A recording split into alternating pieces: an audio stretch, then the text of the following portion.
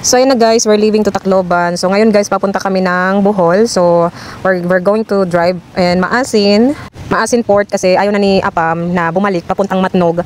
At kasi nga daw yung road nga daw is after nung bagyo, daming natumbang daming natumbang mga puno at saka yung mga wire at saka hindi pa totaling maganda talaga daanan sa which is naman makakadaan naman sa Calbayog guys. Ang lang napakahalis-hassle sa asawa ko kasi nga ang daming sirang mga puno. So ayaw niya nang bumalik doon sa Matnog, sa Alin, which is na dapat pabalik kami pagka after ng Tacloban talaga. Ang plano namin sa Tacloban lang. Tapos ngayon, gusto na namin ni Apa mag island hopping na lang siya kami. So ngayon papunta kami ng Maasin Port.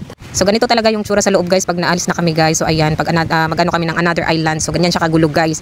So ayan na nga guys, as you can see guys, parang mahihirapan kami dito sa pagdaan na to kasi high top si Tonton. Hindi ko lang sure na makakadaan kami dito guys kasi as you can see naman napakababa ng metal niya. Narangan nila guys, gawa na may crack yung daan. So hindi pwede yung mga heavy equipment dito guys like a truck. Awan ng Diyos na gumasya naman siya. At least hindi kami umikot, napakalayo talaga pag umikot ka sa umikot ka sa ibang road. Ang layo-layo ng pinagdrivean mo tapos papaikutin ka pa. Hindi hassle talaga yun sa amin guys kasi at saka syempre mag-spend ka ng time ng road ng 1 hour tapos in the end hindi ka makakadaan. So napaka-hassle talaga pag bumalik ka sa ganung oras na 2 hours, di ba? Nasa port na kami ng Maasin. Wala palang papuntang Bohol na boat. So yung babae, sabi naman doon nung nagtiticket is go in the right. Then sabi niya punta daw kami sa Hilongos. Doon daw, yes. Doon daw merong merong para sa Bohol. Para sa Bohol. Punta kami ng Hilongos kasi doon daw may ferry boat na papuntang Bohol. So ayan, drive na naman kami pabalik sa same road na kung saan kami galing. 48 minutes to going there. 48. In my phone showing in 48 minutes, but here in the car they're showing 52 minutes. Ayun. Oh well, so we try there. I hope they help. Guys, see you there. So ayan, pupunta kami ng pangalawang port guys kasi dito sa Maasin wala talagang papuntang Bohol. So drive kami papuntang Hilongos guys kasi doon daw meron. At sana meron makuhanan kami ng papuntang Bohol at makakuha kami ng maaga-aga.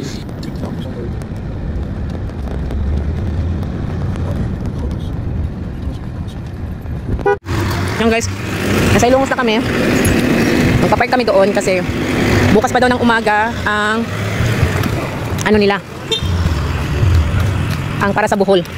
Yan, magpapark muna kami doon guys kasi bukas pa daw ang para sa Bohol. Meron naman doon isang port na sabi naman nila is meron doon para sa Bohol last trip mamayang gabi 9 o'clock. Ayan, totoo ha? Yan. Add muna tayo. Nandiyan kami sasakay. Ganda naman ang view. Init. Sabi. My goodness.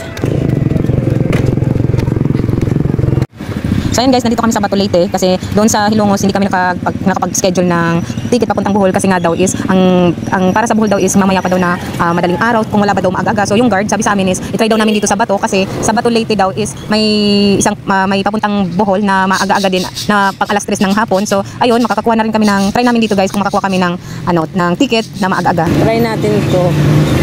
May tao. Walang tao. Hello po ate. Sino madam? Asa man diri magpalit og ticket ba sa ferry? Brasa man. Bohol. Windows 6. Tuloy tumiyan. Katuloy. Okay, thank you po. Ayan. Sana meron kaming maanuhan na maaga-aga, hindi kinabukasan.